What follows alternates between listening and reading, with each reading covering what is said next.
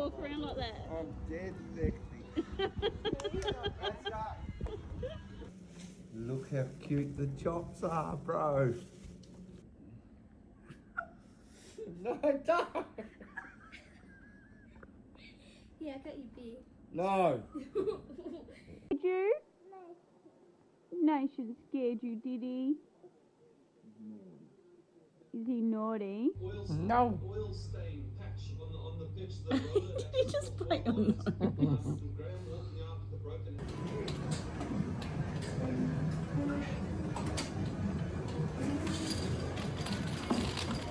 It was all there on the piece. And a group of Lilydale All that bloke smelling smells like they've been beat all year.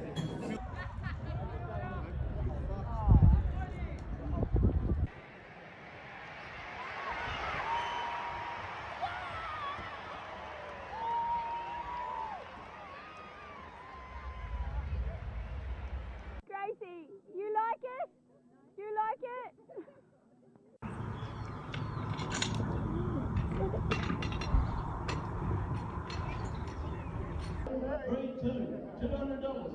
$200 anyway. $100 on the honey hamper from Charles. 100. Who's that? Easter bunny. A chocolate. Chocolates!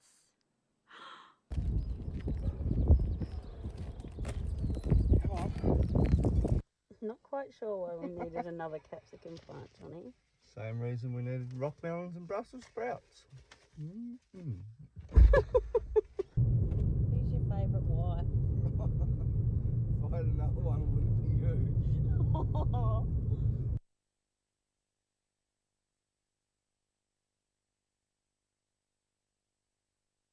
I will get worried if you start waving at randoms though. Well, that lady just waved at me. She probably knows you though. Oh. First milking.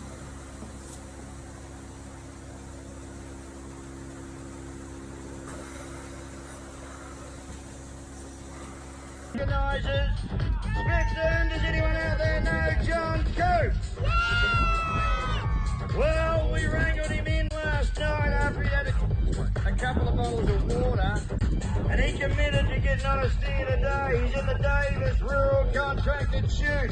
Smithson, I can tell you now, there's a bunch of work and a bunch of headaches to put a gig on over 2 days heading into New Year's Eve.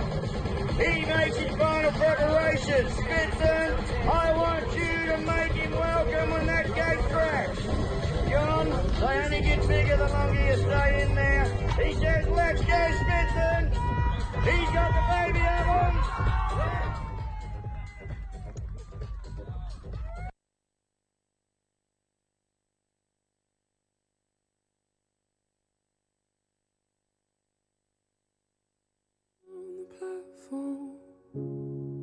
Watching you go. Could you all stand, please? It's like no other pain I've ever known.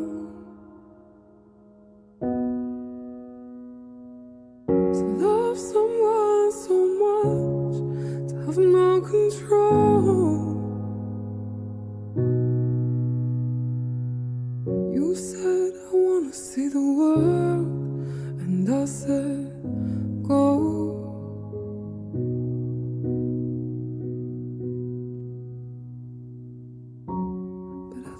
I'm lost without you.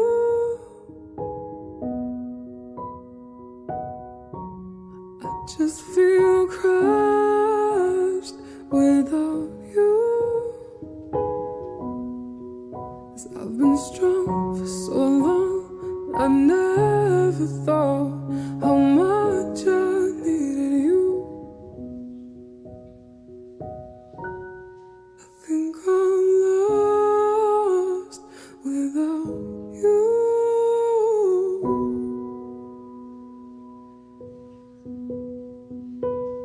Strangers rushing past, just trying to get home.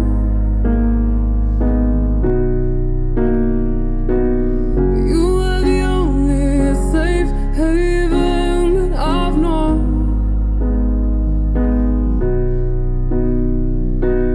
It's me, it falls me.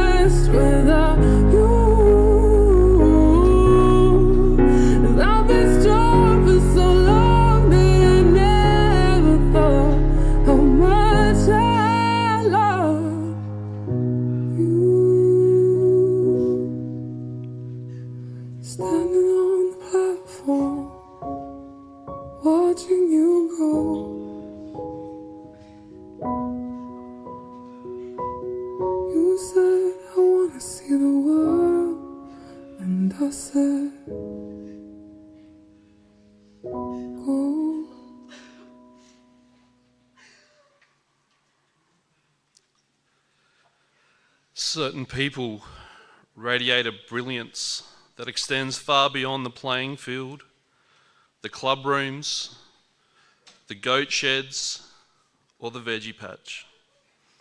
Their impact is everlasting, and it leaves an indelible mark on the hearts and minds of those they touched. Friends, today we're here to honour someone who has certainly left a never-ending mark on us all. John Alexander Coates. To many, he was Poacher, but to those who cherished him most, he was our Johnny, or simply Dad.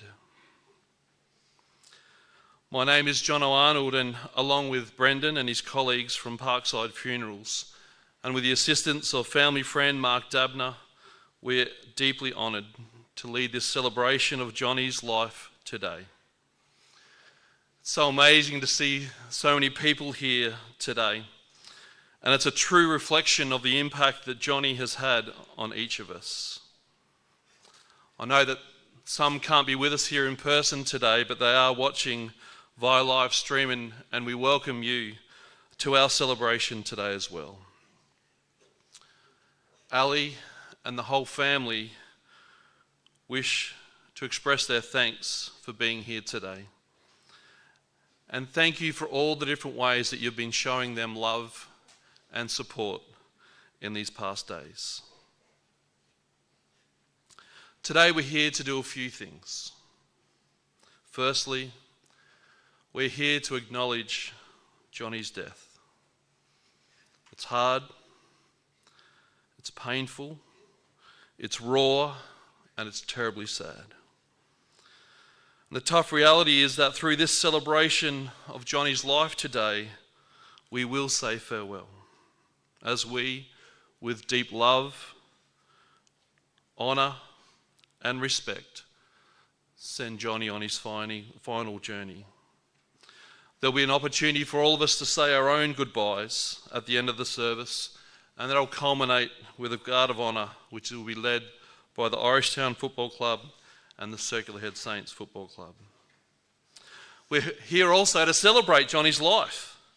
Each of us are here today because Johnny has had a profound and lasting impact on us. Knowing Johnny, he'd be pretty uncomfortable being up here in the centre, in the spotlight. I've been told on good authority, one of the videos we saw earlier, he even didn't realise that he was the man of the moment at a surprise birthday party in honour of him. But I can't help but think that part of Johnny would be loving today. You see, Johnny loved people.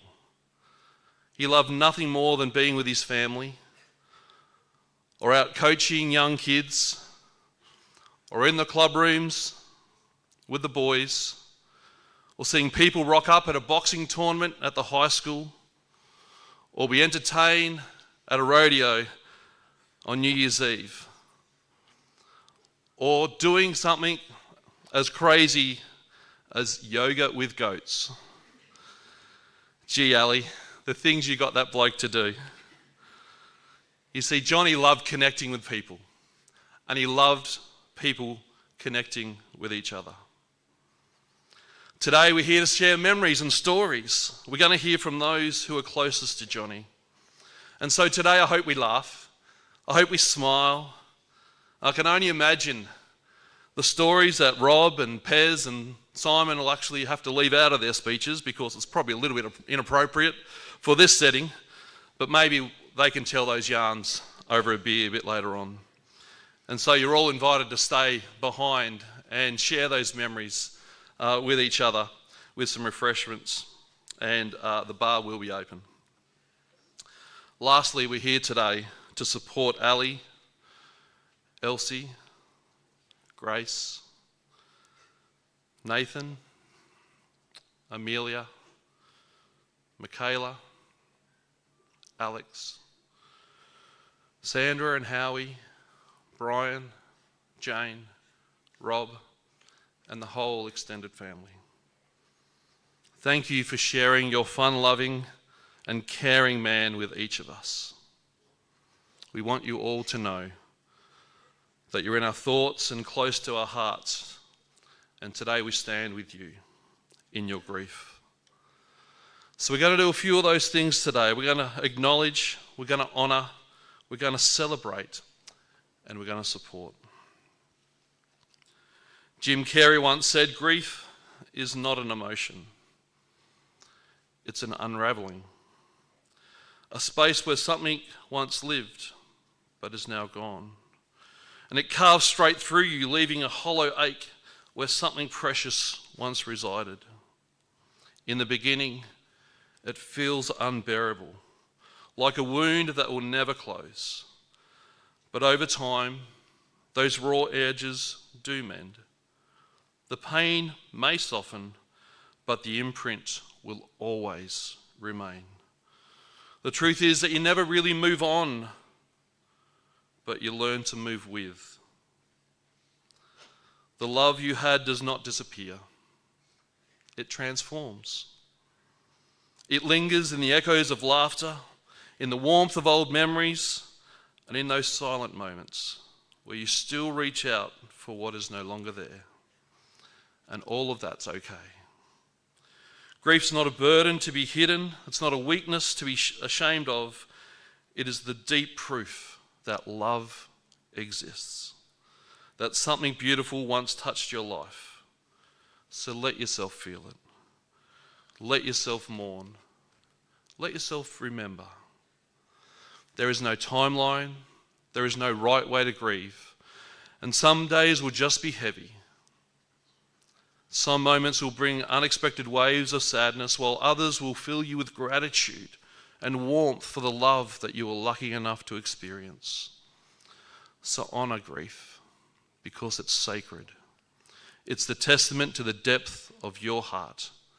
And in time, through the pain, you will find healing. And it's not because you've forgotten, but it's because you've learnt to carry both love and loss together. Well, compared to most of you, I've only really known Johnny for probably about 10 years. The first time I remember meeting Johnny was when his mum, Sandra, booked as many grandkids as she could into a gingerbread house event that was run by Dream Builders Church in the lead up to Christmas. To be honest, we didn't get many dads come along to those sorts of events, but here rocked up Johnny with his 2 girls and some nieces and nephews, and he had a great time. There was lollies and smiles everywhere. Then Johnny and I really got to know each other as opposing members in our local CHFA. Initially it was under 10s and under 12s when Nathan and Amelia and my own boys were starting to play footy. But eventually it was as opposing coaches in our under 16 teams. I for Redpa, and obviously Johnny coaching Orishtown alongside Walshy. I used to watch him interact with the players on that team, and it was so clear that Johnny had such a deep care for each and every player in his team. You see, his interactions with these kids went beyond coach and player, but to one of a mentor and someone who championed every single player. He wanted the best for each of them. And as we know, that 2021 team grew to become such a dominant side over the next few years, and it's great to see so many of those boys still playing footy. The Junior Gala Day in 2022 occurred a few weeks after Johnny's first diagnosis, and it'll be a day that's forever etched in my memory. I'd spoken to my own team and their parents about supporting Johnny as he was going to have a break from coaching from week to week. But I've heard stories that the speech that Johnny gave to his team that day at that gala, and the speech that Johnny gave to that team after they won the grand final in 2022 was something to behold. I want you to know, if you played in those teams, or that over those couple of years, Poacher really loved you. He really loved being around you, and he was so excited to cheer you all on. Through this time, Johnny and I forged an even deeper respect for each other. His huge heart for people and building community and investing in young people will continue to inspire me to make a difference wherever I can. But for some strange reason, Johnny would always tell Ali, gee, when I grow up, I want to be like John O'Arnold. I still to this day don't understand why, Johnny. And I want you to know, buddy, that you inspired me much, much more than I inspired you.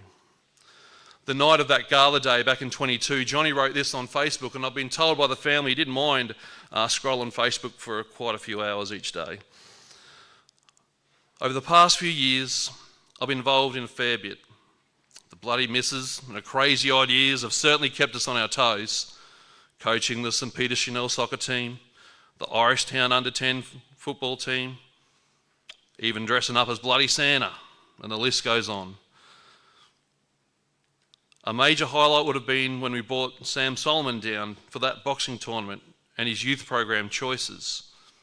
It ignited my passion to show support and guidance to the youth of our community.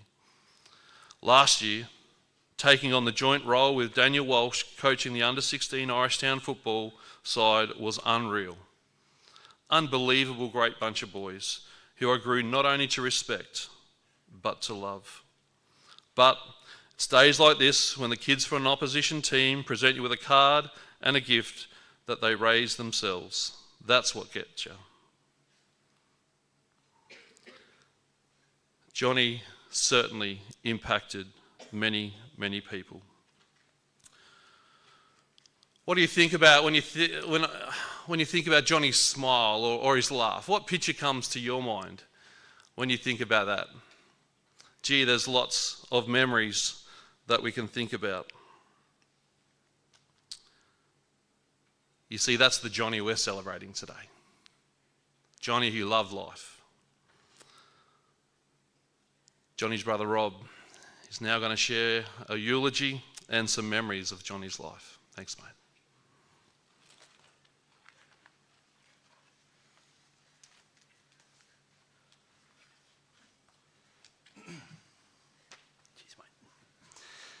What do we all think of the rat on the shoulder there? About sums him up. It's even got his arm around his neck as I'm posing for the photo with him. So. This is probably a bit different, this eulogy, to others you might have heard. It's pretty much Johnny's life through his little brothers, Johnny's life through my eyes.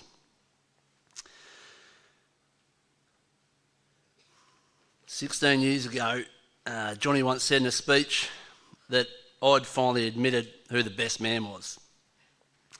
He was my best man that night, and he was right. He is the best man. He did such a good job of that speech that night. I really hope he enjoys this one today. We grew up in a small town called Lewina on the west coast. Mum, Dad, Johnny, Jane and myself. Now, I've always been labelled the mischievous one in the family, but I'd like to think I was just the little brother that did whatever his big brother told him to do. My memories of Lewina are a little hazy, but one story always stands out. One day, Johnny, Jane and I found a platypus. We thought we'd rescue it. I don't think it needed rescuing. We put a collar around its neck and a dog lead on it. And for some reason, thought Mum and Dad's closet would be the perfect new home for it. It wasn't. We owned the shop there, and I do remember this one well. Before I go on, the things happened for a reason. 10 years ago, I went on a massage course out of the blue, and it turns out to be the best thing I've ever done because Johnny got rubs quite often in those last few months. And these are stories we actually come up with and talked about. So it's really special for me, and then to be able to write it down and share it with you guys today. So I remember this one well. Johnny's mates had either stolen a dozen eggs or found it in the trash. They thought it'd be a hell of a laugh to throw them some passing cars. Robbie, you can go first. How nice of them. I let a couple of cars go, lined up one particular car. The boys were all yelling, no, no, no, no, no. I threw it. Bang, right on the windscreen. I fist pumped the air, turned around and see Johnny and all his mates piss bolting back to the men's toilets. I just hit a cop car. By the time I got there, the toilets were locked, so I had to hide in the women's. I'm pretty sure Johnny copped as good as flogging as I did that time, but I do remember him comforting me afterwards. It wasn't all fairy dust and rainbows between us. I still have flashbacks of him on top of me, pinning me to the ground with his knees on my shoulders and stuffing my mouth full of mowed grass. Being 5 years older than me, surprising enough, he was my bloody hero. He taught me how to kick a footy, what it was to fall in love with the game of Aussie rules. There was one year I was thinking about going over to the hockey, and Johnny being Johnny grabbed a tube of deep heat, waved it on my nose and said, "You won't get that smell at a bloody hockey field." So off I went to footy training with him. Pretty persuasive bugger. In the summertime, he taught me what it felt like to bowl for 2 hours straight because I just couldn't get the prick out. The more pissed off I got, the bigger his grin got. But I did have one saving grace, our good old dog, Jack. He was a ripper fielder. Jack was allowed the one bounce, one mouth rule. Now, Jack being a cattle dog, sorry about this, but he knew the term fuck off well.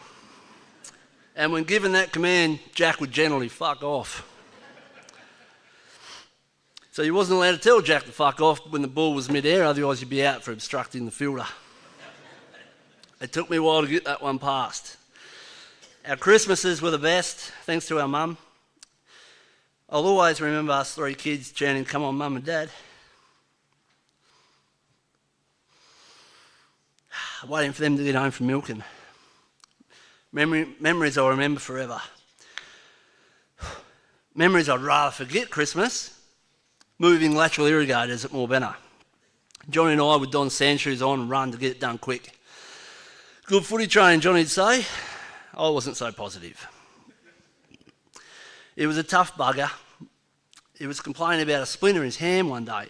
Mum took him to the quack, and in all their wisdom, there was nothing there. So Johnny, being Poacher again, played a game of footy. A few days later, it festered enough for him to squeeze his bloody stick out the size of his finger. So again, just a tough bugger, and not much worried him. Johnny had a big fan base growing up through school and footy. His parties at Morbena were epic, and they just got bigger and bigger as the years went on. I'm sure Josh and Pez and Simon will have more on them. He also gained the nickname Poacher around his teen years from cousin Tom. Tom said he'd be happy to explain to you over a few beers later on about that. He did love a fish. He caught a massive rainbow trout out of one of our dams at Morbena, and that was it. He was hooked. Rain, hail, shine, he was into them. Never caught another one, but he'd give it a go. In 2000, he returned to Irishtown to play footy after spending 5 or 6 years in here with the Saints. And I was in my final year of under-16s. I played my first senior game with him that year. Mid-year, Mum and Dad moved to the northeast. Johnny and I decided to stay on to finish the footy season and got a 2-bedroom unit in Smithton here. We got a job filling potholes up. The worst job ever we could have got to. But anyway, we did it. And so it was living, working, partying, playing footy together. It was about this time I went from being an annoying little bro to a mate. After that year, he decided to move to Queensland with his mate Johnny Jeffries, where he worked in a meatworks carrying sheep carcasses around. He was up there for about a year. I'd moved back to the farm, and in the summer of 2002, I headed up there for a visit, secretly hoping to recruit him back.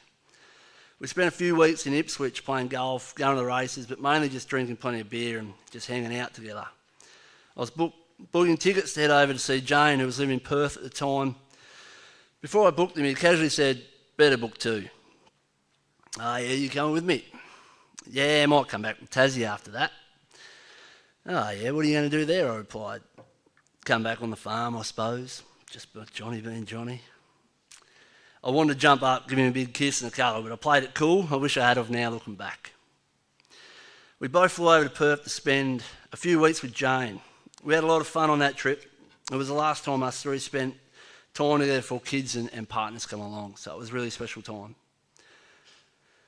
So there we was, back working and living together. Footy really wasn't on our radars at all. We were just enjoying fishing, shooting, drinking. One of the first days John moved back, we went for a tour of the farm where we lived at Icena on the northeast in the trusty old Brumby ute. What a piece of shit that was. We tried to bust it in half multiple occasions, but she just kept going. We came across a mob of foresters, big kangaroos. We got out, we crawled through about 200 metres of scrub like action man we were. We had to get close because all we had was an open sight 22. I had to do the shooting because Johnny couldn't wink. Useless prick. Took a little while, but I finally lined the perfect one up, just about to squeeze the trigger, and then into my left ear comes a whisper, "Don't fucking miss." I managed to drop one. We were pretty excited, had all sorts of plans to skin it and eat it. We absolutely butchered it, so I ended up dog tucker. We had a pivot irrigator that covered around 350 acres, so it was quite big, and the country was pretty rough. You couldn't see the middle of the pivot a few spans back to the control box. The prick of the thing would be bogged daily, so you can imagine the arguments we'd have. One of us on the old 35, ready to pull forward, and the other one at the box. You'd be waiting on the tractor, and all of a sudden the fucking thing would go backwards on you. Or not move at all. So you get off the tractor, walk the top of the rise to abuse the other one at the control box, and it'd bloody go. Gee, we had some blues over that. No mobile phones. One day, we was out there, it was knee deep in shit trying to shovel it out. When we seen a pivot fertiliser bus pull up, an old bald-headed fella got out and started heading across the paddock. Johnny's words, "What's this old prick want?" The old man probably hasn't paid the bill. A word, "G'day boys, I'm Lester Rainbow," the old fella said. "I've come to see if you'd like to come have a kick with us at the Winnerlea Magpies. We've got a good young fella called Andrew Barron from Georgetown coaching and a pretty good playing group." When Lester walked away after a 15-minute conversation, our initial thought was, fuck that. We're going to Bridport, there's more chicks there. Tuesday rolled around, we packed our footy gear and off we went. We pulled up the Gladstone intersection. Left was Winnerlea, straight ahead was Bridport. I remember weighing our options up. 40 kilometres to Winnerlea, 60 odd to Bridport. But there was more chicks at Bridport. And Winnerlea was the bloody Magpies, Elsie. We sat there for a little while and we turned right to the Gladstone pub for a beer and a beef volcano. We ended up turning left on the Thursday to Winnerlea, a decision that really changed our lives. I found a wife, we both found the best of best mates, and of course we both found 3 premierships. Bodgy was the first to introduce himself. We was a bit nervous, but it didn't take long to feel right at home. Crackers, Bodgy, Giller, Sticks, Tommy, Drew Hill, Clarkie, Pig, they all played a huge part in the last few years, and my family can't thank you all enough. In 2005, we moved from Icena on the northeast to a small town just outside of Exeter, another shithole. Johnny stayed on the northeast for a while. Tash and I left the farm and moved back down here. Neither me and Johnny were the type to pick the phone up, so we didn't really talk or see much for a little while there. He was playing with the Tamar Cats, and they just made the grand final. It must have been 08 to 09. So Tash and I finished up work on the Friday, headed up to sea. Leaving town Friday afternoon, the phone rings. It was Dad. Again, a little bit strange that Dad's calling. Not sure he even said hello. He just said, "Johnny's found a girl." So, well, settle down. And she's bloody good. Right, eh? There was a pause.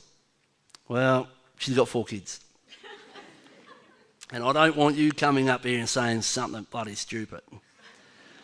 Jesus, 4 kids. Johnny didn't have the patience to teach a goldfish to swim. Anyway, that all changed when Ali came onto the scene. I walked into the lounge room and there was John. 2 little blonde girls either side of him, a little toddler still in nappies on his leg, and another little fella sitting on top of the couch behind him. All with their face paint ready to go for the next day, and navy blue and white streamers everywhere. I'll never forget it. Alex, Michaela, Amelia and Nathan. Johnny with a cheesy old grin, wondering what I was going to say.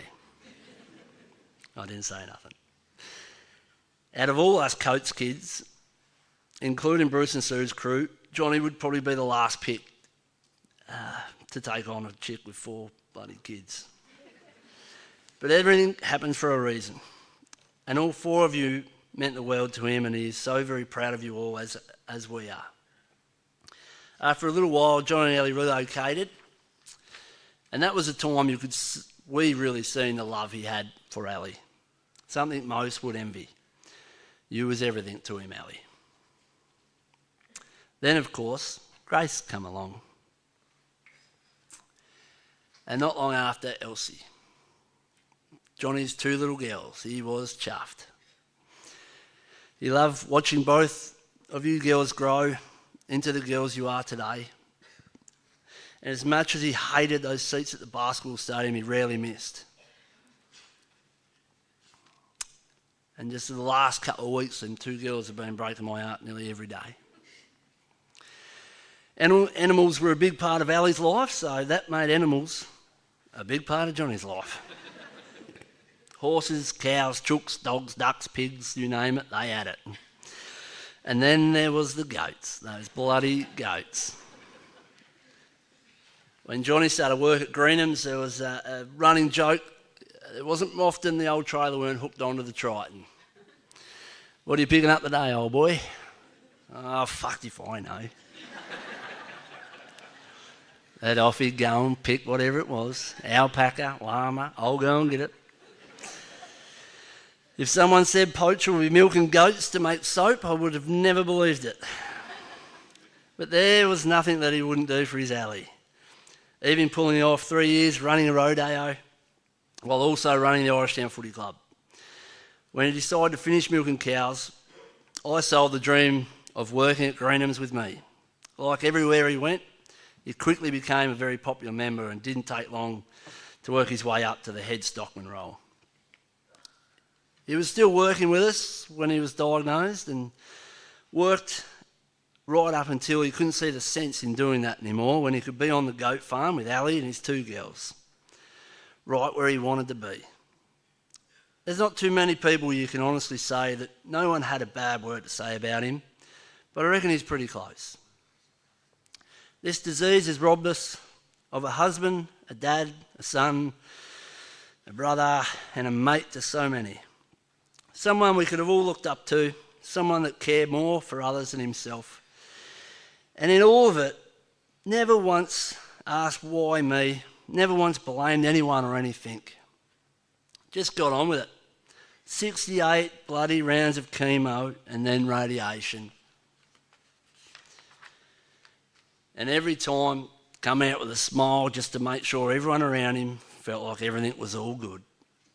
What a bloody champion. There was always moments we'd find each other, whether it was grand final celebrations, big family do's, a random night at the pub, we'd always find each other. And it might have been for 15 seconds, arm around each other, but we'd always find each other. I'll miss that.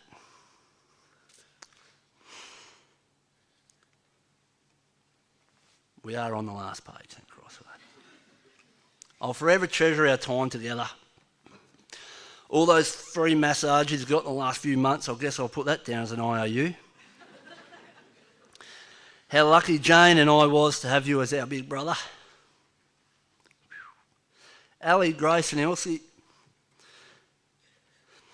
I'll never unhear your cries that night. I'm just so grateful that I was there to give you that small amount of comfort. And I'll continue being there for you all. My door will always be open to you as well, Alex, Michaela, Amelia and Nathan. Johnny we will always, far out. Johnny, we will all miss you so much and life will never be the same. But we will talk about you in the important moments of life and the not so important moments with joy, love and great memories. Love you, bruv. Go the Hawks.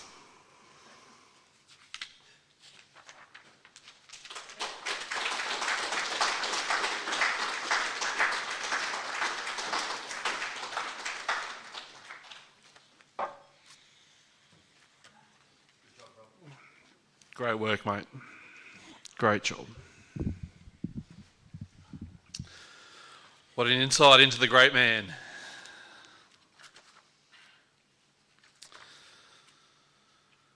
The family have received so many messages of love and support, but also people sharing the impact that Johnny had on their lives. And I reckon we'd be here all night if we were to read them all out. But the family would like me to read just one message that really sums up Johnny so well. It touched the family and it shows just what an impact Johnny had on those around him, even without trying. This is from Josh Kidman. Feels like yesterday that we were having a beer at Tawley's talking about a coaching job at Irishtown. We took the job and I thought it'd be some easy money and be a bit of fun playing in the country again. But boy, was I wrong. I did not know that it would be a huge turning point in my life. You guys, Johnny and Ali, had a huge impact on me, showing me that there's so much more to a club than just playing football. You guys showed me that it's a family, that it's so rewarding just to help out and be a part of something bigger. And you showed me that I could love a club even more than I thought possible. It really was the best years of football that I've ever had, and I don't think I'll ever beat it. It wasn't the only thing that you guys have changed for me. You also showed me that kids aren't so bloody bad after all. I fell in love with all your kids and it filled my heart in ways I didn't know it could. And I remember one night at Trewatta, we were talking about Jalissa and you guys were in a similar boat when you met. It gave me reassurance that I could be a stepfather, as you guys have done such an amazing job and you guys just turned out fine. Anyway, I just had to let you guys know because it's all true. You guys have changed my life for the best and I'm forever grateful.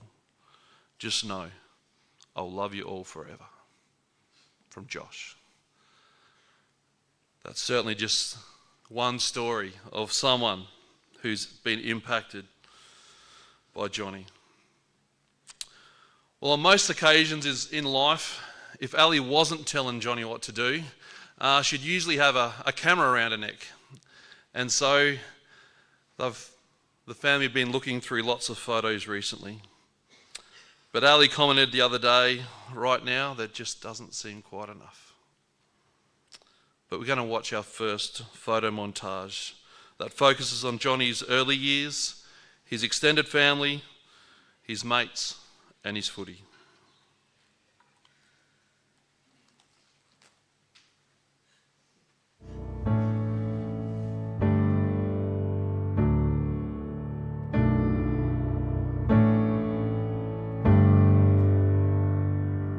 I know you're up in heaven, but damn, it hurts like hell. 'Cause I'd just be pretending if I said anything else. And I know God don't make mistakes, but this sure feels like one. That won't change the facts, that won't bring you back. So I'll cry 'cause it's over, and smile because we had you.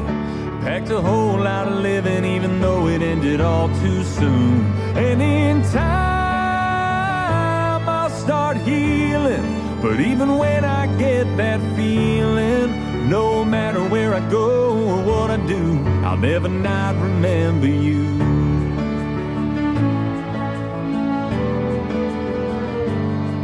Thank God for all the memories and pictures on my phone. They don't fill the empty, but I feel less alone. And I know you're with the angels, right where you belong. 'Cause you were one to us, you left a legacy of love. So I'll cry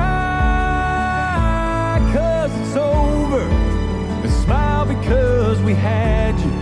Packed a whole lot of living even though it ended all too soon.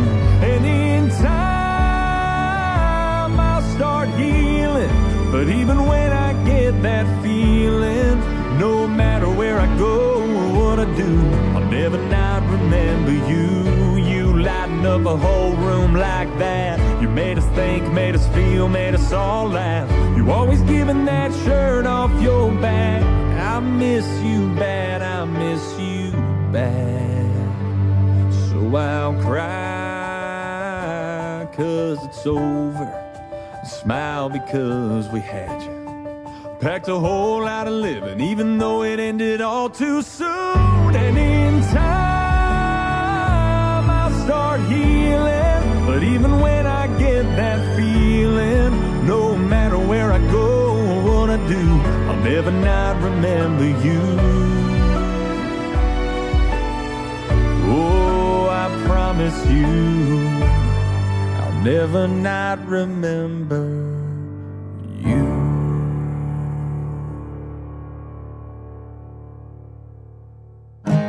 Seen my share of broken halos, folded wings that used to fly.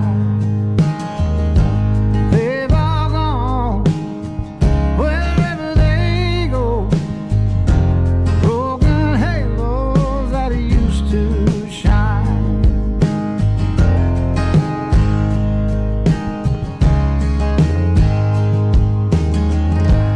Angels come down from the heavens just to help us on our way.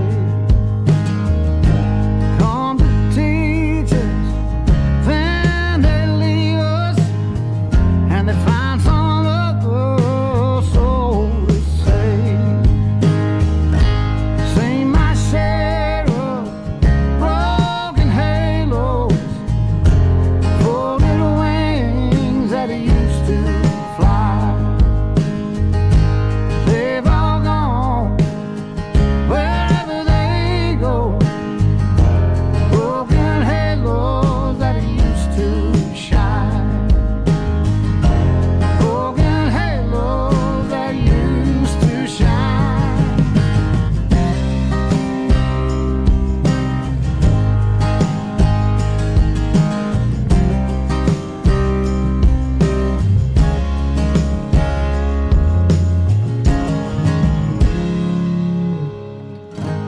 Don't go looking for the reasons.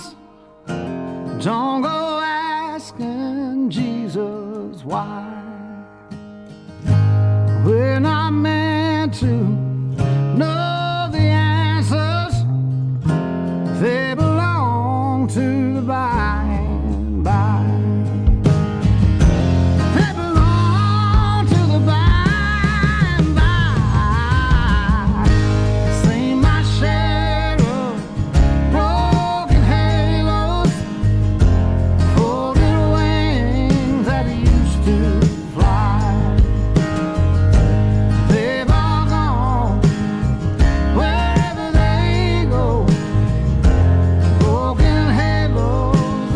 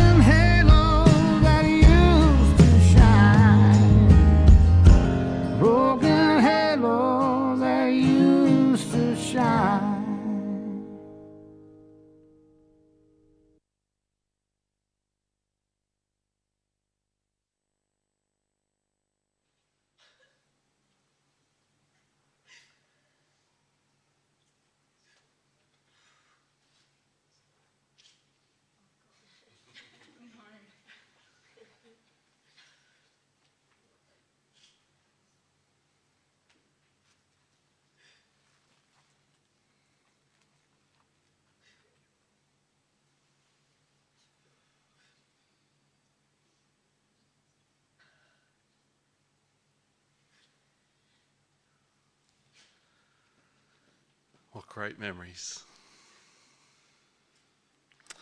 I'd now like to invite two of Johnny's great mates, Josh Perry and Simon Blizzard, to come and share some memories and a tribute to Johnny.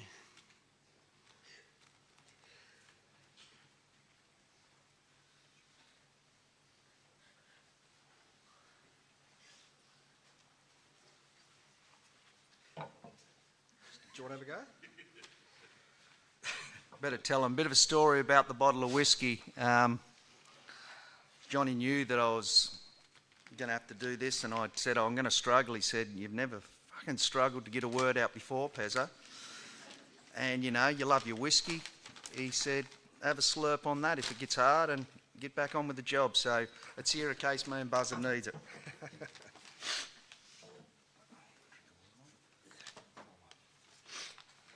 All right.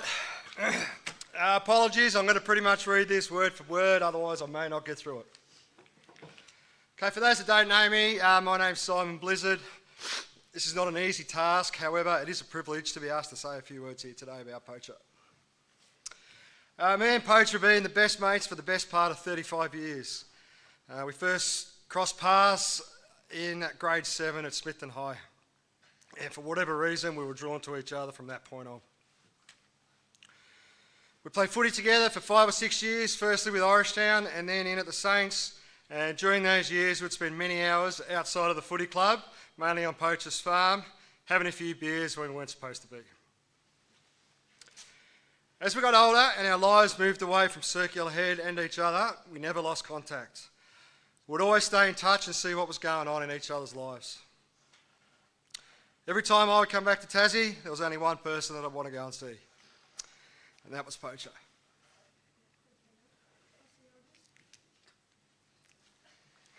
It didn't matter to him what he had on at the time, whether he was busy or what he was doing, he always made time for me for a catch-up, and that's something I'll never forget.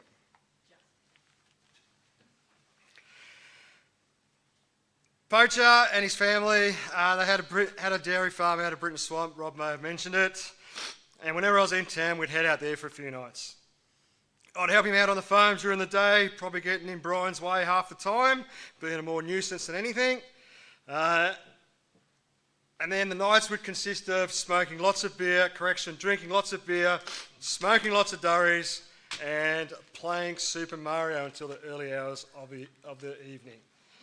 We would continually play the easy levels on repeat to get as many lives as we possibly could before moving on to try and complete it. We never managed to complete it. But we had a hell of a time trying. Who would have thought 2 grown men could have so much fun playing Super Mario? I had the pleasure of being Poacher's best man when he married Ali. They decided to elope and they got married in WA. Out of the blue, I got a message from Ali with a request. The request was, would I like to be Poacher's best man? I said, of course I would, but I was a bit bemused as to why Ali was asking me and not John. Well, Poacher didn't want one. He wasn't planning on having any groomsmen. Ali wasn't keen on the idea, so she asked me to do it, but there was one caveat. Don't tell John.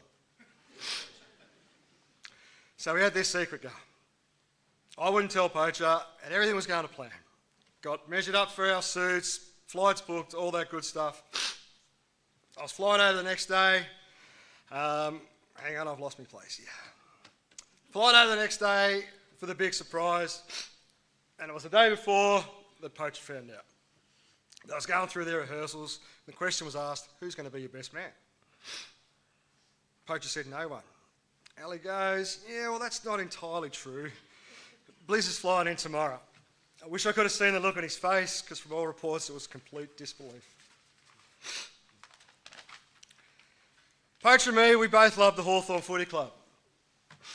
Johnny never got to Melbourne much to see them play, but there was one time when I was there, and I managed to run into him at the same time. He was over there with Alex and Nathan, ducked outside for half-time for a smoke, and standing right in front of me, there was Johnny Poacher Coates. Couldn't believe it, running into Johnny at the footy.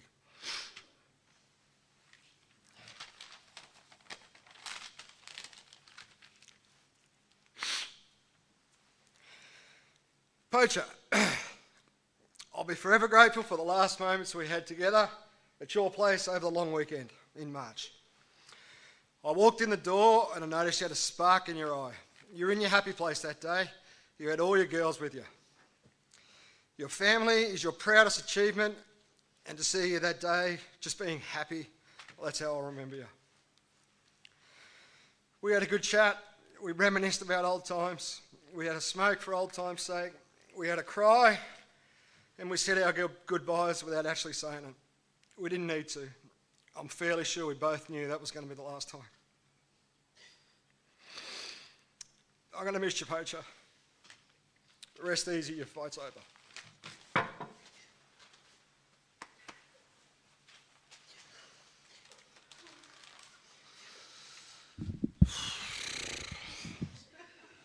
Yeah, I drew. Thanks. I'm a bit shorter than you. Thanks, Buzz. I drew the short straw. I had to go second after Buzz. Thanks for that. And I think he was thinking, second a bloody again, Perry, like you always are. So anyway, this is a bit of just with my memory of Poach. So Johnny Poacher Coates. I remember the first memory of Johnny, a little quiet, black, curly-headed fella from Edith Creek when we first met him at high school. At a young age, I used to always think, man, could Johnny run? He was good at long distance, and he used to piss me off. He'd win everything, but his cup of tea was really cross-country. You know, and I just wondered, how come he come back from cross-country with no dirt on him? All us other boys come back with dirt from head to toe, you know. We didn't realise that you were supposed to be quick. We thought you were supposed to just have fights, and Johnny would get to go to recess, and we'd have to sand out why Mr. Billing had hit us with a hose while everyone else was on recess and lunch. But Johnny knew what his job was. In the early days, I guess Johnny and I were okay friends, and I think we had that love-hate relationship. I loved Forrest Stanley, Johnny hated him. Johnny loved Orishtown, and I hated him. As time went on, I guess Johnny transformed to that next in life where Poacher was born. And that makes probably a lot of people in here think, where did Poacher come from? So I'll let you in on the story. We weren't going to say it, but I heard from his dad and his uncle the other night that it started out, Johnny and his cousin Tom went for a little stroll down the Edith Creek, found a pot, thought they'd pull it and see what was in there, and there was a freshwater lobster. Johnny said, oh, we better put that back, Tom. Tom said, bullshit, we're taking that with us. All right, Johnny thought, easily convinced, took it back up to home to Brian's, and Brian said, what are you doing with that? And Poacher said, oh, we found it. He said, you bloody poachers. So that's how Poacher sticks. So what we thought sitting up there the other night talking about that was it could have quite easily been Tom Poacher Coates and not Johnny Poacher Coates. So poor old Johnny took the blame anyway and the nickname. I think our friendship went to the next level when me and Johnny started playing at the Smith & Saints under-18s in 1996 and 97. I remember 1997, for me, was one of the best years of football of my life. You know, we only come second again, but the mateship that we made that year, you know, with Buzz and Johnny and Cliff and all the boys, I'll never forget it, you know. We knew what the true meaning of a football team was. We trained hard, we played hard for one another, and we even partied harder than that. Between Cliff's house and the Tuesday and Thursday night after training for team strategies, to most Saturday nights ended up out at Moore Banner at Brian and Sandra's place. The deal was with Sandy that she would have the barrel on ice. We'd pay for it when we got there and chuck in, as long as we'd give Brian and Sandra the milk and off the next morning, which was normally Buzzard, Poacher, me, and Jonty when we could drag him out of bed. I remember one night out there, Poacher started smoking, and didn't stop obviously, but started smoking, and Sandy used to come out all the time and pinch one of his darts, you know, and we're standing around the fire heap, and they're smoking. Next thing, Brian comes through the crowd. Quick, Pezza, take this. So I got one cigarette this hand. Poacher, he didn't know Poacher smoked either. And Sandy's cigarette this hand. Bri's come over. Taking up smoking, have you, Pez? Yeah, Bri. You can imagine me. Didn't want to throw him in trouble. Brian did tell me the other night that he knew all the bloody long they were smoking. But anyway, that's how it went. I know.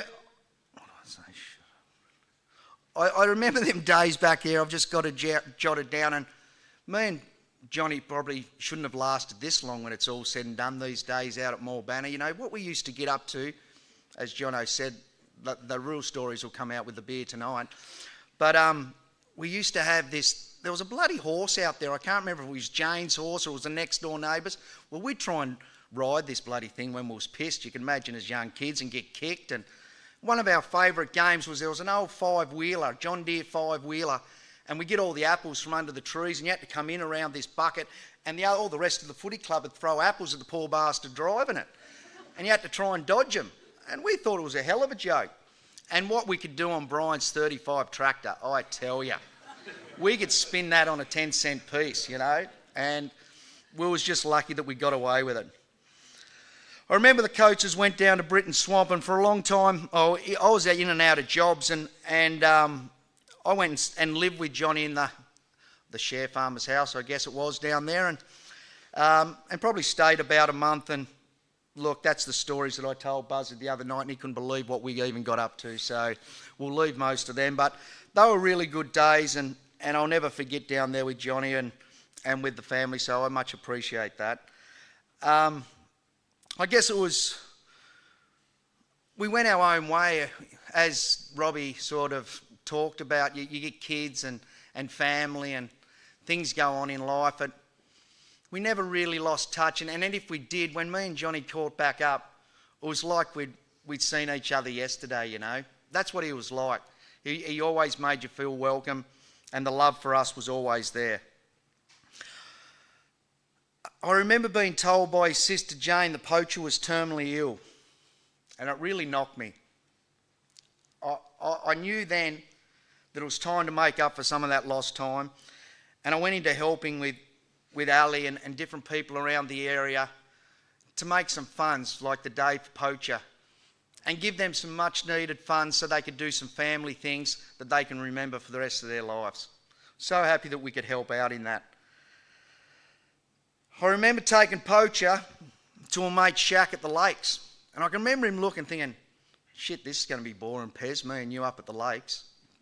It was snowing, but little did he know I had a couple of the boys lined up to pick him up at Deloraine, and we had a bloody ball. It was just a good trip, Johnny and Cliff, and we eat like kings.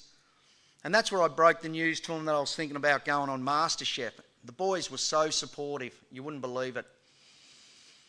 We got back in the car and got home, and just before Johnny got out of the car, he said, you know what, Pezza? If you go on that bloody show, I reckon you'll win that. Well, it was close, Cobber. We weren't far off. Hallie tells me he didn't hardly miss an episode. He was glued to the telly, and he was my #1 biggest fan. Before that, I had to ask him a big favour. I needed him to look after my cows and the farm while I was away, and it wasn't a problem. Ali tells me that it gave him a bit of a jump and a bit of lease in life. He was going through some hard things, and him and Grace just loved their time they had together out there, moving the cows, calves, and it brought back great memories and something that he'll never forget. Little did I know, I'm nearly done, little did I know I had one more trip in us. I was called to take over from his brother Rob to take Poacher and be the head chefs, me and him, for the under-14 Saints girls and boys footy camp. What a great little trip. I did hear from Jane only yesterday. The Poacher reckoned he was trying to sleep in the car on the way down, but Josh wouldn't friggin' stop talking, so stuff him, I said, he can listen. While we was there, something freakish happened. We was at an obstacle course that Ali had organised, and Poacher introduced me to the owner of this organisation and the place we was at, Redbanks, and we started talking, and I worked out it was the place where my brother had passed away 10 years ago, nearly to that day. Poacher just broke down, and it was hard to talk, but he said, "Oh, I'm sorry I was here with all that," and I brought it up, and I thought, nah, it couldn't have been a better fella to be with and to go through. So that was also a trip we needed to give us time. We opened up. We weren't supposed to drink there, but sorry, Ali, I took a scotch. We had a little one. I do like scotch, and we had a little sip, and it just started to flow, and I had a chance to tell Poach how much I loved him, and he did so back. One little drink. This is it. This is the hardest bit that I've been trying with. I just want to finish up here 5 words that I think sum up Poacher. Honest. He's as honest as the day is long. Loyal.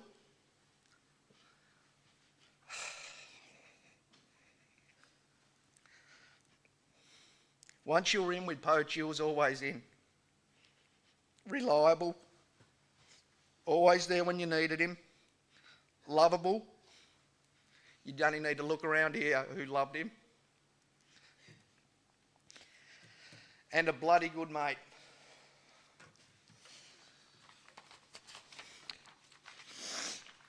A wise man once told me, I noticed he's here today, and I never forgot it. You have many acquaintances in your life,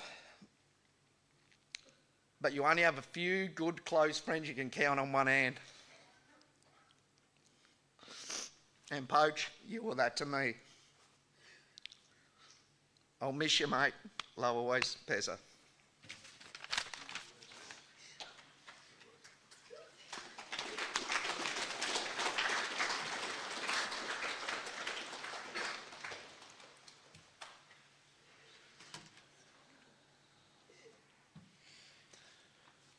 Great work, boys. Thanks for sharing those great memories. Thanks for keeping this up here too, mate. Much appreciated. Well, now we're going to hear from someone who was very close. Someone he cherished, but there was a whole bang lot of them. First 4, and then out to 6. And so, Amelia, come and share your thoughts.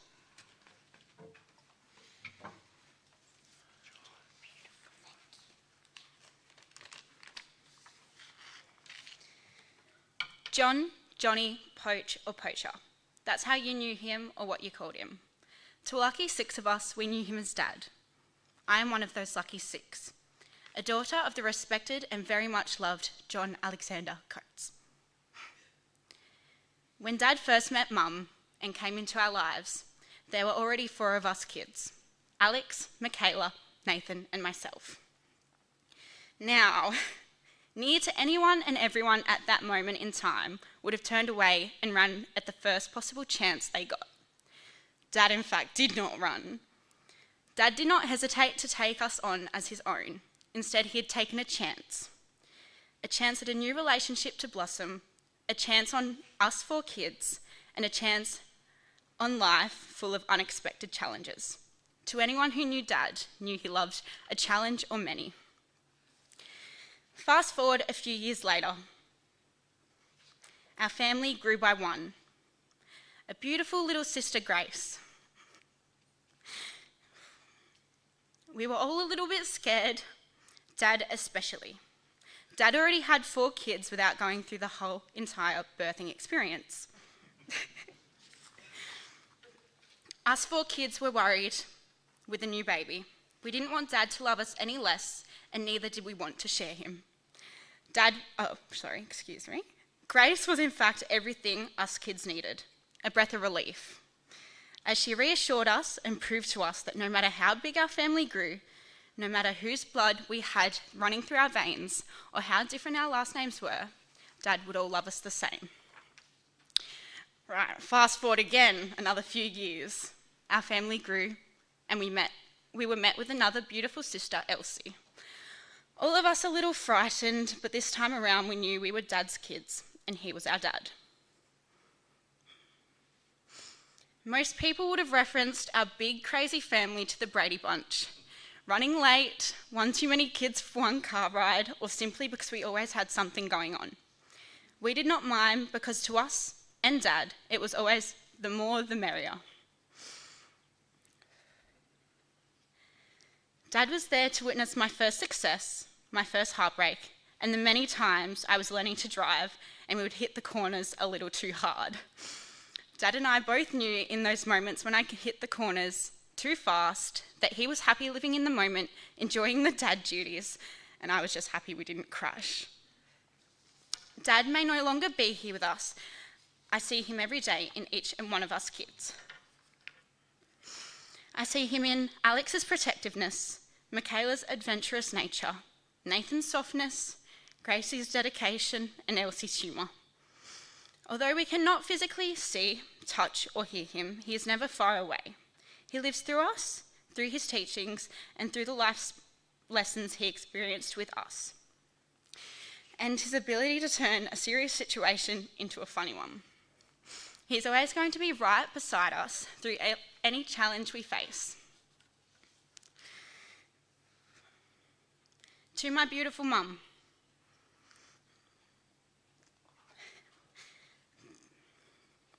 the most strongest, courageous, loving, and crazy woman I know. I remember the wedding song you chose with Dad, 1,000 Years. Now, Dad was never one to break a promise, and your love story has not ended. You will see him again. You both still owe each other 983 years.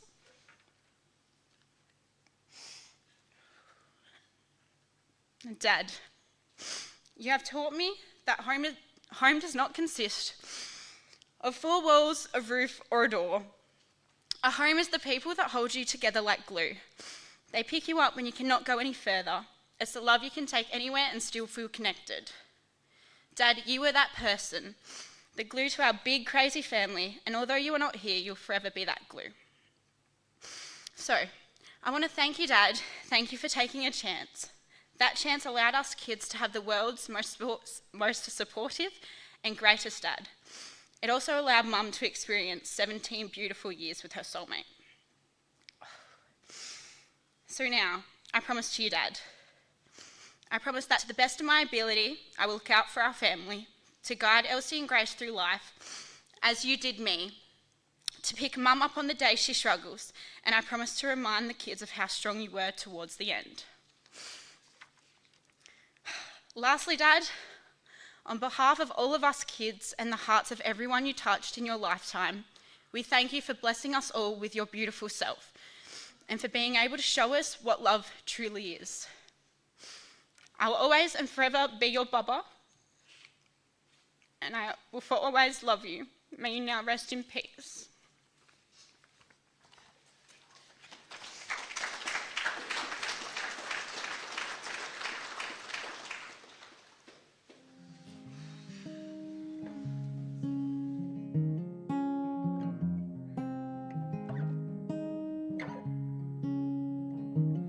Yes, I'll admit I was terrified until the moment I saw your eyes.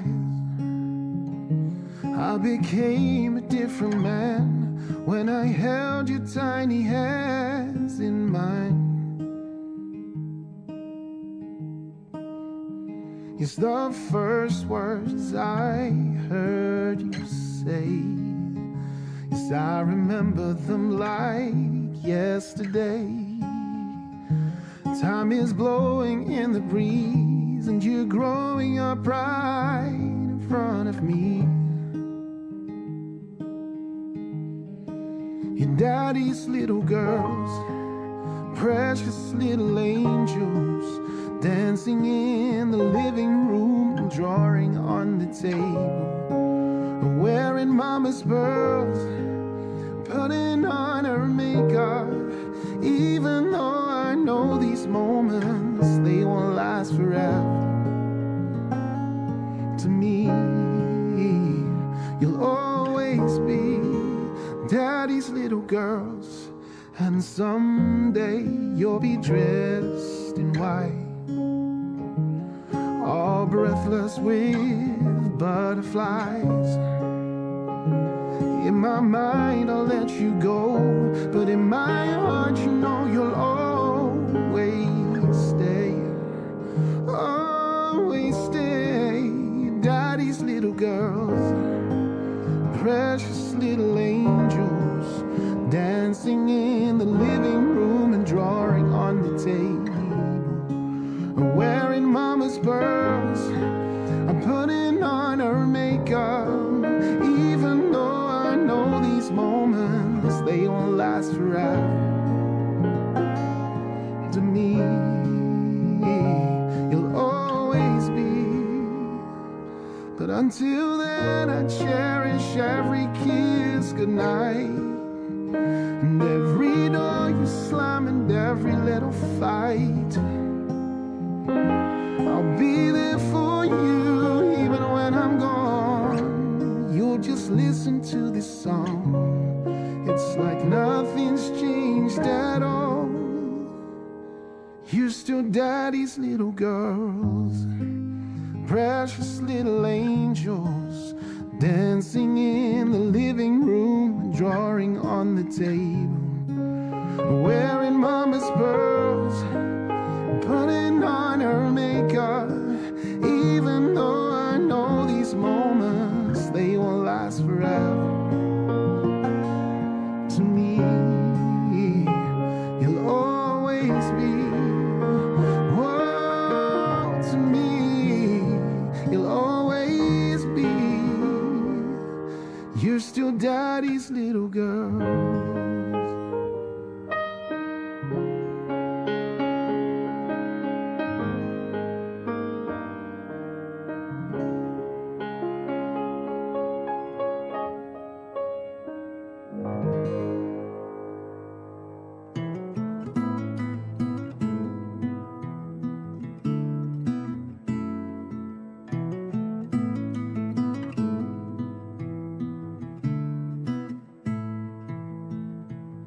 She ain't got my smile, that don't bother me a bit. He's got somebody else's eyes I'm seeing myself in. I'm holding on to every moment, God knows I missed a few. The day we met I knew I had some catching up to do. She ain't my blood, ain't got my name, but if she did, I'd feel the same. I wasn't there for his first steps, but I ain't missed a ball game yet, and that ain't ever gonna change. I could never walk away. Yeah, she's my baby, my whole world. She ain't my blood, but she's my girl. It hit me like a train the first time he called me dad, in a 3-stick figure crayon picture with all of us holding hands. His mama said, I understand if it's too soon for this. I didn't let her finish, I took it to the kitchen and I stuck it on the fridge, yeah. She ain't my blood, ain't got my name, but if she did, I'd feel the same. I wasn't there for his first steps, but I ain't missed a ball game yet, and that ain't ever gonna change. I could never walk away. Yeah, he's my son and that's my choice. He ain't my blood, but he's my boy. Saturday morning cartoons, he's aching asleep in your room. She's bigger than the plans I had, he's making me a better man.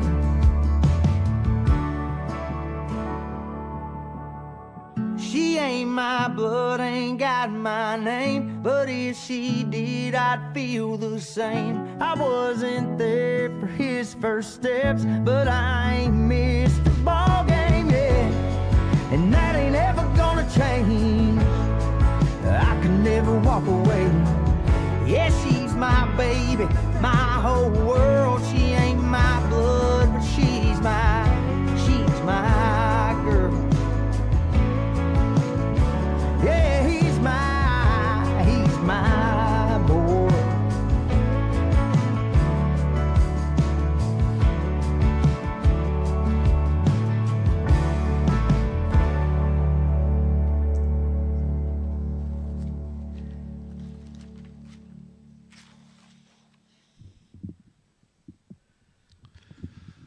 Thanks, Amelia. You did a great job, mate. Johnny's mum, Sandra, has penned the following words, and I'm honoured to be able to read them for you, Sandra. Johnny, my little boy. The day Johnny was born is a moment forever etched in my heart. His father had just fallen from a horse at the Launceston show, and I found myself in hospital, waiting alone for Johnny to arrive. But the moment I held him in my arms, the loneliness all disappeared, and it was just the two of us. And in that instant, I knew that my life had been changed forever, and by the love that I felt for my perfect little boy. My father, Frank, was so overwhelmed with joy. After raising 5 daughters, he was so proud to finally have a grandson. From the very beginning, Johnny made us all proud, filling our hearts with love and hope for what he would become. As a child, Johnny had a special fascination with sunsets. He would sit mesmerised by the colours stretching across the sky, his eyes wide and in wonder. One evening, as the sun set, he turned to me and said, "Mummy, look at the sky. Wouldn't you love to live over there?" As Johnny grew, he became the best big brother to Jane and Rob. He looked after them, he shared in their joys, and he comforted them in times of need. And together, we built a family full of love, laughter, and memories I'll cherish forever. I loved watching Johnny play football. His passion for the game was clear, and I was always there on the sidelines cheering him on. I remember the times his mates would gather around at our house in Mulbanna, loud, laughing, drinking, and sharing stories. I grew close to those young men, and our home was always filled with the sound of good friends and shared memories. Horse racing was another connection between us. We had harnessed horses when Johnny was young, and that love for the sport never faded. Even in his finals days, Johnny would place a bet, and his excitement for the races remained strong.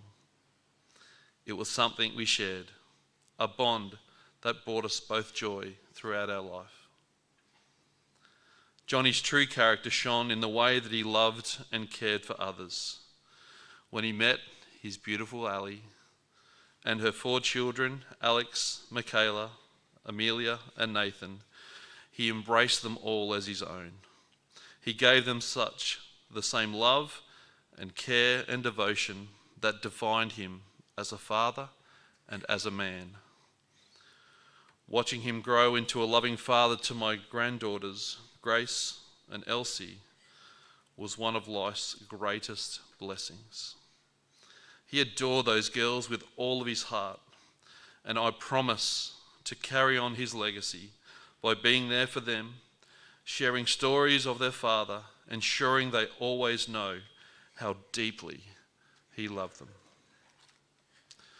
The night Johnny passed away, I sat outside watching the sunset for one last time. And I found myself thinking, what a lovely night it would be to live over there. After 3 long years of watching him fight cancer, I knew the end was near, but that didn't make it any easier to bear. Though Johnny is no longer with us, his spirit lives on, in the laughter of his daughters, in the countless memories we hold close to our hearts. And every time I see the sun dip below the horizon, I'll think of him with love. A mother's love never ends.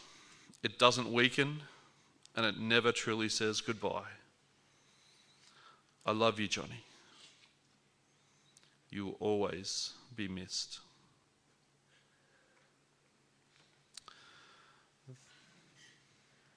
Beautiful words from a mother's heart. Well, Ali, you and Johnny have had what a dynamic duo you guys formed over these last 17 years. And it is a true honour to read your tribute now. Well, here I am, stuck for words. I know, right? Ali, stuck for words. There's so much to say. There are so many memories, so many special moments, but they all seem so lost right now. 17 years ago on that drunken one-night stand, well, it turned into something that very few really experience. I remember a few weeks in of our crazy nights lying there, and you were asking, are we a thing? I laughed and said, well, it just depends on who you go for in footy. Well, when you answered the Hawks, I knew right there and then that we would be forever. The journey wasn't easy, but no matter what life threw it at us, we always tackled it head on together. When I was tired and struggling, you were there to keep me going. And when you were tired, I never let you fall. We stood together, Johnny and Ali, Ali and Johnny. Not many men would take on a ready-made family of 4 kids at the age of 28. And I used to joke it was because I was so damn good in bed. You'd smile with a twinkle in your eyes, but we both knew the reality, and that was that the love that you had for the children, which grew even stronger when we added Grace and Elsie to the family. You not only supported all my crazy ideas, but you fully immersed yourself and become part of each and every one. You once said, "We're not getting any more goats, Ali." We had 10 at the time. But then to proudly telling people and the world that we're building a goat farm, and our numbers had risen to 90. You pushed me to be a better me. When doubt and kicked in, you were always the voice of reason. Or just effort, what have we got to lose? Your love for our kids made me love you more and more every day. Your love for community and helping others was so inspirational. Our mutual love for footy and giving meant we were an unstoppable team. Most of all, the love that you gave me and the love we shared, I now understand how intense and sacred that really was. When we joked all those years about being soulmates, they were just words without any meaning. But now I understand the meaning, and my heart is broken in ways that will never repair. I promise to be brave and strong, and I promise to be there for all of our kids as they navigate life without you. You are my world, my everything. A life without you next to me is no life at all. I love you, my Johnny. I loved you then, I love you now, and I love only you, always and forever.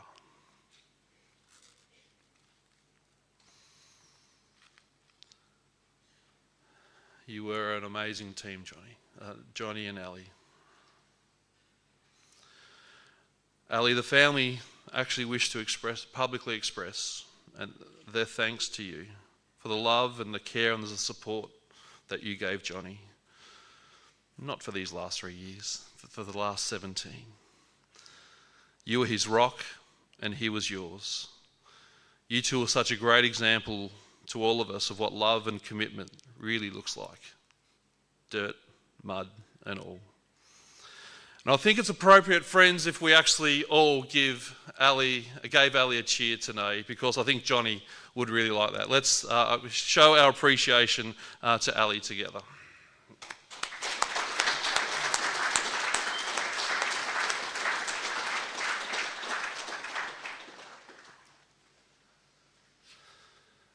So friends, how will you remember Johnny? What are you leaving this celebration of his life with? We've certainly got cherished memories and stories and the love that he shared with us all. But the best way to honour Johnny is to take something of his character and his life, whatever it may be, and for each of us to resolve to make our own lives that little bit better, that little bit richer, and to make sure that our lives count just that little bit more. Maybe it's being more present with your family, reaching out to your mates a bit more often, or investing in people like Johnny really loved to do. That will be Johnny's true legacy. Let's all be a part of continuing Johnny's spirit as we live our lives. The official part of our time celebrating Johnny is coming to a close, and shortly Johnny, his attendants and the family will leave, and the coffin will be placed in the hearse. Once the family have placed their tributes and have said their goodbyes, they would like all of you to come forward and also to place a tribute and to say your own goodbyes. Once we're outside and we've finished saying farewell, I will then ask the guard of honour to form, to make their way between the hearse and the front gate to the rec centre as we bid farewell and Johnny takes his final journey. If you've been a part of Johnny's football career, if you've played alongside him, whether it be at the Tamar Cats or Winnaleah, the Saints or Irish Town, you're invited to join the Guard of Honour. And afterwards we'll come back inside with some refreshments, and the bar will be open and you're encouraged to share some memories and stories and support the family. Friends, would you please stand?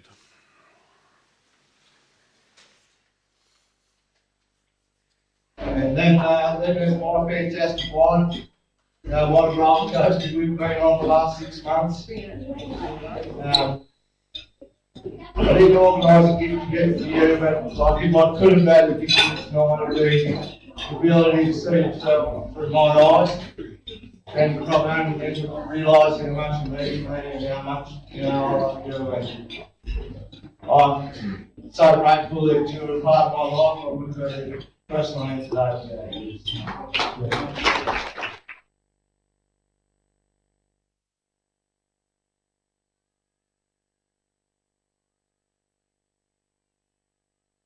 We will treasure the memory of your words and your works, your character and quality, and we will forever be enriched for having known you. May the love you reflected in all who knew you, and may you continue to live on through the lives of those who are left behind. May we all resolve that while we live, we will strive with all of our might to make our living of real worth, just as Johnny did. Your legacy is your beautiful family, especially your precious girls, and the love that you shared with them, and so many others. And so, your kind and generous nature we commit to our memories. Your love, your humour, your mateship we commit to our hearts. Your body we commit to the elements, earth to earth, ashes to ashes, dust to dust. Thank you for all that you were and for all that you gave. No matter how much we say we love you, Johnny, we'll always love you more than that. And I rise up, I rise like the day, I rise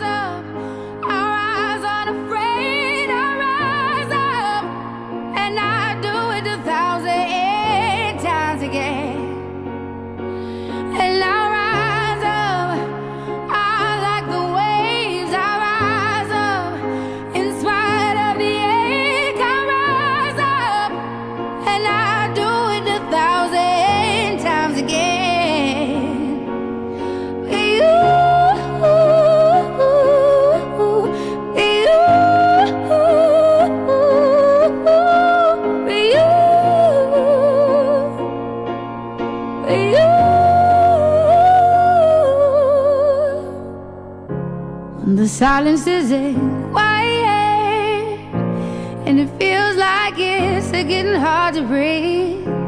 And I know you feel like dying, but I promise we'll take the world to its feet. Mountains, bring it to its feet.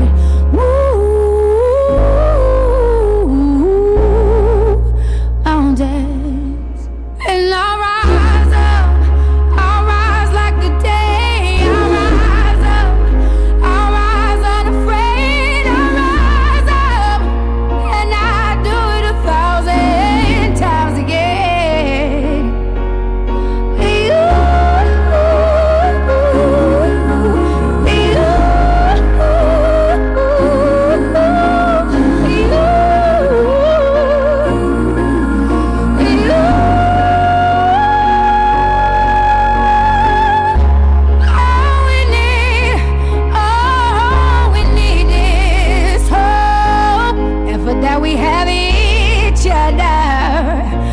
For that we have each other, and we will rise, we will rise, we will rise,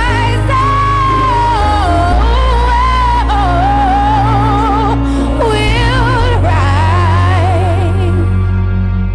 I'll rise up, rise like the day. I'll rise up in spite of the ache.